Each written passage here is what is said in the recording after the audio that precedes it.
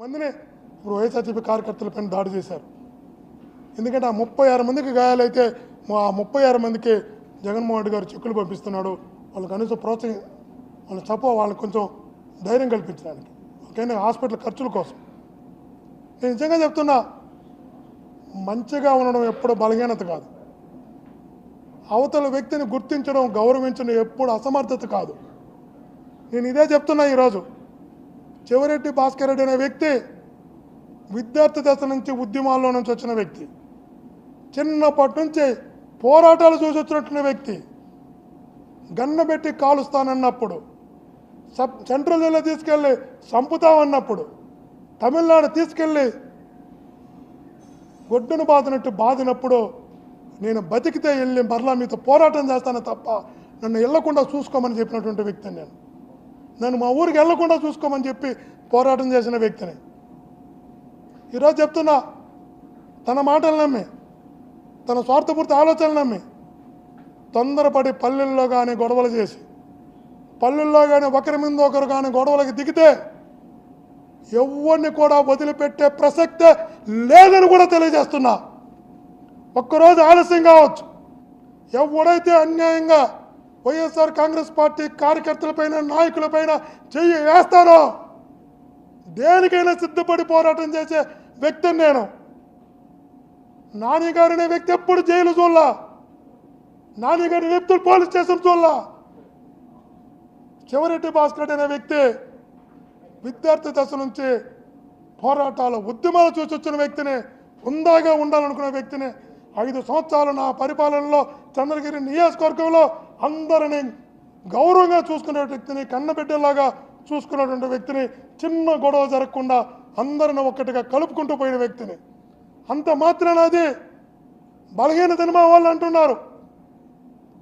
వాళ్ళకి ఆ రోజు నేను అనుకున్న మాట, నేను అందరికీ శాసనసభ్యుడిని, అందరిని గౌరవంగా చూడడం, కలుపుకొని పోవడం నా బాధ్యత కాబట్టి చేశాను. ఆత్మీయులారా, తప్పు చేస్తుంటే ఆ రోజు నేను క్షమించమని కోరుతున్నా. ఆ రోజు ఈ రోజులాగా ఆ రోజు నేను వ్యవహరించకుండా పోవడం వల్లే ఈరోజు మీ ముందు దాడులు జరుగుతుంటే క్షమించమని వాళ్ళని అడుగుతున్నా. ఈరోజు చెప్తున్నా, ఎంతమందిని కొడతారో కొట్టండి, ఎంతమంది మీద దాడి చేస్తారో కొట్టండి, వడ్డీతో పాటు చెల్లిస్తాడు భాస్కర్ రెడ్డి. ఒక్కొక్కరిని వడ్డీతో పాటు చెల్లించేలాగా చర్యలు ఉంటాయి కూడా తెలియజేస్తున్నా. వదిలిపెట్టే ప్రసక్తే ఉండదు. ఆ తర్వాత నీ కుటుంబ సభ్యులు కూడా నువ్వు చేసిన తప్పుకి నీకు వాళ్ళు ఈరోజు నిర్ణయం తీసుకున్నారని నీ మీద జాలి కూడా నీ కుటుంబ సభ్యులు కూడా లేకుండా పోయేలాగా పరిస్థితి వస్తుంది నీకు.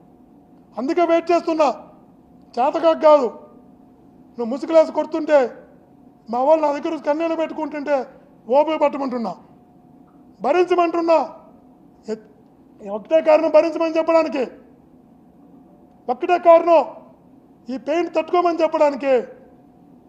రేపు మనం చర్య తీసుకున్నప్పుడు వాళ్ళకి సింపతి కూడా ఉండకూడదు. ఆ రోజు వీడు చేసినటువంటి తొందరపాటు పనికి, వీడు చేసినటువంటి ఈ అతి పనికి, అతి చర్యకు ఈరోజు తగిన శాస్తి జరిగింది అని రేపు నువ్వు చర్య తీసుకున్నప్పుడు, మనం చర్య తీసుకున్నప్పుడు అతని వైపు, అతని సింపతి కాదు, అతని వైపు ఎవరు నిలబడినంత అతని దుర్మార్గాన్ని ప్రజలు చూసిన తర్వాత చర్య తీసుకోవాలి. కాబట్టి ఓపిక పట్టమంటున్నా. కానీ ఆత్మీయులను మా కార్యకర్తలకు నాయకులు చెప్తున్నా, ఎన్ని దాడులు జరుగుతాయో, ఎంతమంది ఆ వ్యక్తిని నమ్మి రోడ్డు మీదకి వచ్చి గొడవలు చేస్తారో, కొడతారో, ఆస్తులు ధ్వంసం చేస్తారో, వ్యాపారాలు ధ్వంసం చేస్తారో చేయండి చూద్దాం. ఎవడు చేత కాకుండా ఇక్కడ ఎవడు కూడా లేడు. దాని పర్యవసానం ఎలా ఉంటుందో సమయం వచ్చినప్పుడు భాస్కర్ రెడ్డి మీ ద్వారానే చేపిస్తా.